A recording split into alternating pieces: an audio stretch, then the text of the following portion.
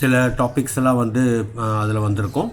கொஞ்சம் எக்ஸ்ட்ராவாக இருக்கிற டாபிக்ஸ் தான் நம்ம வந்து இங்கே பார்க்க போகிறோம். அதாவது இந்த ரவோல்ஸ் லா, ஹென்ரிஸ் லா, 1/2 ஃபேக்டர், கொலிகேட்டிவ் ப்ராப்பர்ட்டிஸ், இதெல்லாம் தான் வந்து நம்மளுக்கு இந்த சொல்யூஷன்ஸ் சாப்டரில் நம்மளுக்கு எக்ஸ்ட்ராவாக இருக்கும்.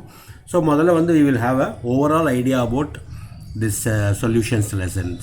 ஸோ சொல்யூஷன் லெசனில் வந்து ஃபஸ்ட்டு உங்களுக்கு you will have types of solution. So you have types of solution. So types of சொல்யூஷன்ஸில் வந்து நிறைய டைப்ஸ் நம்ம கிளாஸிஃபை பண்ணலாம். Based on various criteria we can classify them into say gaseous சொல்யூஷன்னா அதாவது டிபெண்டிங் அப்பான் சால்வெண்ட் என்ன solute என்னன்றதை வச்சு வரும். இது நீங்கள் there is a table in your text book, அதை நீங்கள் பை ஹார்ட் பண்ணணும். அதாவது சொல்யூட் என்னவாக இருக்கணும், சால்வெண்ட் என்னவாக இருக்கணும், அதுக்கு என்ன எக்ஸாம்பிள் இருக்குது அப்படின்றது வந்து you have to by heart those things, and then you have liquid solutions, and then you have solid solutions. So gaseous solutionல வந்து solvent வந்து gas, liquid solutionல வந்து solvent will be liquid, solid solutionல solid will be the solvent. So இது வந்து வேறு காம்பினேஷனில் உனக்கு வரும். So liquid வந்து all these, when we say gaseous solution, it means they are all solvents. All these are solvents. Solute can be anything. Solute can be either liquid or solid. அதே மாதிரி இதில் solute can be either solid or gas, or solute can be either solid or liquid or gas.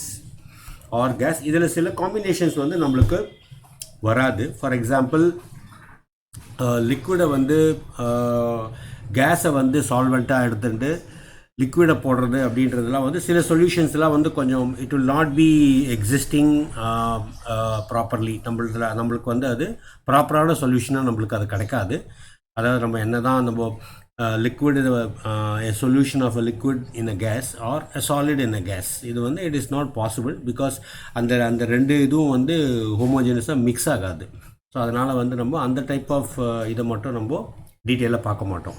So types of சொல்யூஷன்ஸில் வந்து இந்த மாதிரி பார்ப்போம். இதுலேயே வந்து டைப்ஸ்லேயே வந்து நம்ம we will also have another category of typesல வந்து you will have based on concentrationல வந்து you will have saturated solution, unsaturated solution, saturated solution, unsaturated solution, and supersaturated solution. Supersaturated solution எப்படின்னு சொல்லிட்டு 3 கேட்டகரியில் we can have depending upon that. So saturated solutionல வந்து solvent will be equal to solute. Unsaturated solutionல வந்து solvent will be greater than solute. Supersaturated solutionல வந்து solute will be greater than the solvent. So that is called as based on the concentration. நம்ம இந்த மாதிரி பண்ணிக்கலாம். இதே கூட ஜென்ரலாக வந்து we can classify them into dilute solutions and concentrated solutions அப்படின்னு நம்ம சொல்லலாம். ஸோ இந்த மாதிரி we can have a different type of solution. அதே மாதிரி இன்னொரு கிளாசிஃபிகேஷனில் பார்த்தோன்னா we will have aqueous solution சொல்லலாம், நான் aqueous solution.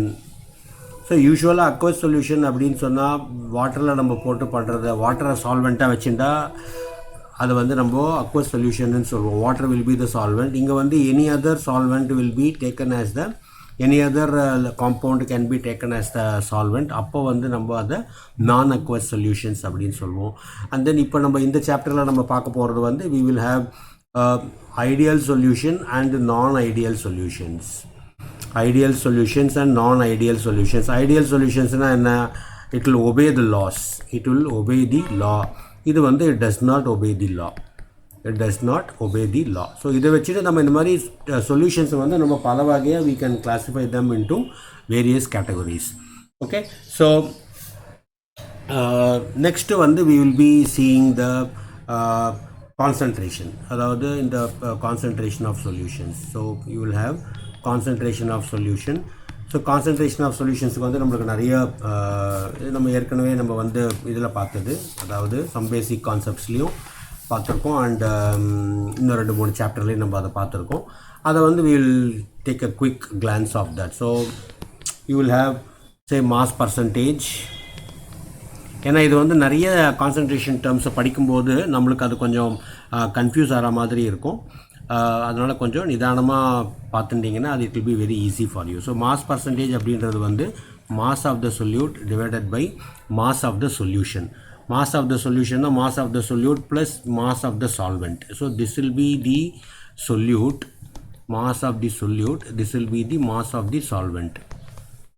So percentage அப்படின்னு சொன்னோம்னா you have to multiply this by 100. So multiply this by 100. So that will be the mass percentage. So இதெல்லாம் குட்டி குட்டியாக ப்ராப்ளம்ஸ் நீங்கள் 9th கூட இதெல்லாம் போட்டிருப்பீங்க sometimes. So I suppose இது ரொம்ப இதுக்கு இது தேவையில்லை.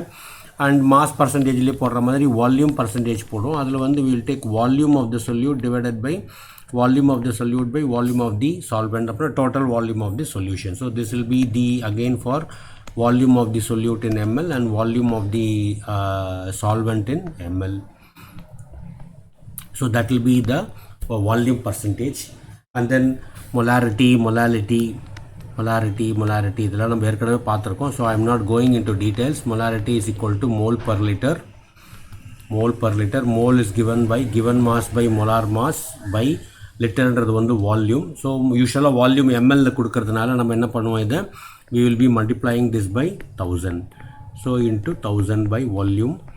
So 1000 by volume. இந்த ஃபார்முலாலாம் ஞாபகம் வச்சுக்கணும் நம்ம. அப்போ தான் நம்ம இந்த நியூமரிக்கல்ஸ் போடும்போது நம்மளுக்கு அது யூஸ்ஃபுல்லாக இருக்கும். molarity. And then you will have molality, which is kg. மாஸில் நம்ம பண்ணுவோம் அதை. that is moles per kg solvent. அங்கே வந்து நம்ம வால்யூமில் வந்து லிட்டரில் எடுத்துட்டோம் நம்ம மொலாரிட்டியில். இங்கே வந்து we will be taking kg solvent. So இதே kg solventனா இதே ஃபார்முலா தான் ஒர்க் வரும். this is represented by small m, this is represented by capital M. So small m molality is equal to moles given mass by molar mass into 1000 by the mass of the solvent. Mass of the solvent in grams. Mass of the solvent in grams. Mass of the solvent in grams. So இதை வந்து நம்ம பண்ணிப்போம். இதெல்லாம் நம்ம density வச்சு கூட நம்ம I have given you the formula based on density, based on percentage. So percentage to molarity, percentage to molality, density to molarity, இது எல்லாமே வந்து we can interconvert. For example, இப்போ இதில் பார்த்தேன்னா, ஸோ இப்போ வந்து இங்கே வந்து mass by volume இருக்கு இல்லையா. ஸோ இப்போ டென்சிட்டினா என்ன வரும், density is equal to mass by volume. வரும். So you can replace this term with density. So அப்போ என்ன வரும், molarity will be equal to m will be equal to density into 1000 by m molar மாஸ்னு உனக்கு வரும். So இதையும் confuse பண்ணிக்காத. This is molar mass and this is molarity. So molarity and then we will have mole fraction. ஸோ mole fraction இது எல்லாமே நம்ம ஏற்கனவே பார்த்தது தான். இது mole fraction we can represent it by chai. இந்த மாதிரி ஒரு மாதிரி chai இப்படி எழுதுவோம். of any solute will be given by moles of that solute divided by total number of moles present in the given solution. So total moles. So this is moles of particular solute divided by total moles will be the mole fraction. So இது எல்லாத்துலேயுமே குட்டி குட்டியாக உனக்கு வந்து problem நிறைய வர்றதுக்கு வாய்ப்பு இருக்குது. அண்டு சம்டைம்ஸ் நார்மாலிட்டி உங்கள் டெக்ஸ்ட் புக்கில் அது இருக்கான்னு தெரியல. பட் எனிவே நார்மாலிட்டி நம்ம ஏற்கனவே பார்த்துருக்கோம். That is 1 gram equivalent weight of a substance dissolved in 1 liter of the solution will be called as 1 normal solution. This is another concentration factor. And then you will have formality where இந்த மாதிரி compounds உடைய formula மாஸை வச்சு நம்ம போடுறது வந்து formality வந்து we represented by F, formula mass of the solute. For example, இப்போ sodium chlorideலாம் இருக்குது அப்படின்னா we will take it as formula mass of the solute divided by the volume of solution in liter. So இது வந்து formality. இந்த மாதிரி we have different types of concentration terms that we are going to study. அதுக்கப்புறமா கான்சன்ட்ரேஷனுக்கு அப்புறமா we will be studying the laws.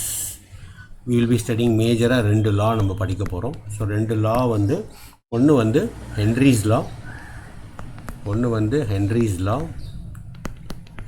law for the gas. This is mainly for gaseous solutions. And then we will be studying the Raoult's law. இது வந்து quite often நிறைய பேருக்கு இது வந்து இதை confuse பண்ணிட்டுருவாங்க.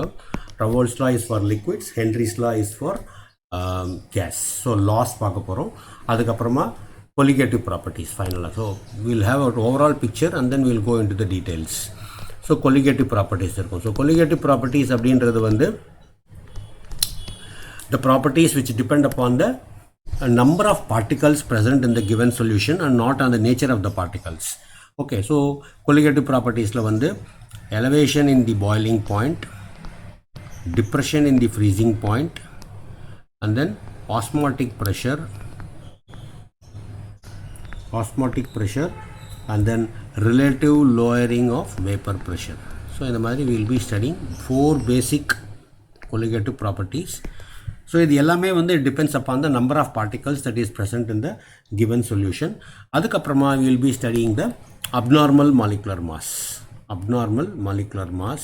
So இந்த colligative property இருக்கிறதுனால we will have some abnormal molecular mass வரும். அந்த abnormal molecular mass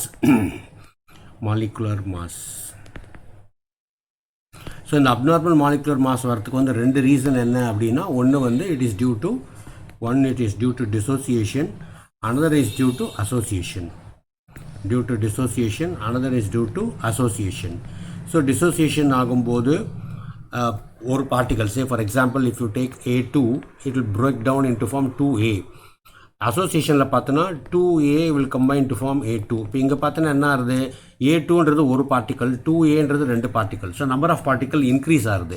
so number of particle increase ஆகும்போது என்ன ஆகும், கொலிகேட்டிவ் ப்ராப்பர்ட்டி வந்து இன்க்ரீஸ் ஆகும். நீ எந்த கொலிகேட்டிவ் ப்ராப்பர்ட்டி எடுத்துட்டேனாலும் அது இன்க்ரீஸ் ஆகும். இங்கே பார்த்தோன்னா 2A becomes A2. 2Aனா 2 பார்ட்டிக்கல் இருக்குது, இது A2ன்றது ஒரு பார்ட்டிக்கல் ஆகிடுறது. அப்போ இங்கே நம்பர் ஆஃப் பார்ட்டிகல்ஸ் குறையிறது. இங்கே நம்பர் ஆஃப் பார்ட்டிகல்ஸ் குறையும் போது என்ன ஆகும், கொலிகேட்டிவ் ப்ராப்பர்ட்டி குறையும். ஸோ இப்போது இதில் என்ன ஆகுது, இப்போ A2 வந்து 2Aவோ ஆகும்போது என்ன ஆகுது, மாலிகுலர் மாஸ் குறையிறது. ஏன்னா இப்போது 2னா இதோட மாலிகுலர் மாஸ் 2 டைம்ஸ் இருக்கும், ஏவோட 2 டைம்ஸ் இருக்கும். பட் இது வந்து ஏன்றது மாலிகுலர் மாஸ் இதில் கம்மியாகிடும். So increase in colligative property will be correlated with the molecular mass. So there will be a decrease in the molecular mass of the solute. இங்கே பார்த்தோன்னா decrease in the colligative property இருக்கிறதுனால இது ஒன்று molecular ஆகிடுறது. அப்போது இதோட molecular mass ஜாஸ்தி ஆகிடும். அப்போ இந்த இடத்துல இன்க்ரீஸ் இந்த மாலிகுலர் மாஸ் ஆகிடும். ஏன்னா இது நிறைய பேருக்கு வந்து இது quite often they get confused between these 2 concepts. ஸோ இதில் வந்து நம்ம we will be studying the want half factor. So இது வந்து ஃபர்ஸ்ட் பாயிண்ட். செகண்ட் பாயிண்ட் வந்து இதில் தான் அந்த want half factor பண்ணுவோம். and then we define the degree of dissociation, want half factor I, and then we'll define the degree of dissociation alpha. So இந்த ரெண்டுத்தையும் வச்சு நம்ம இதில் பார்க்க போகிறோம். So these are the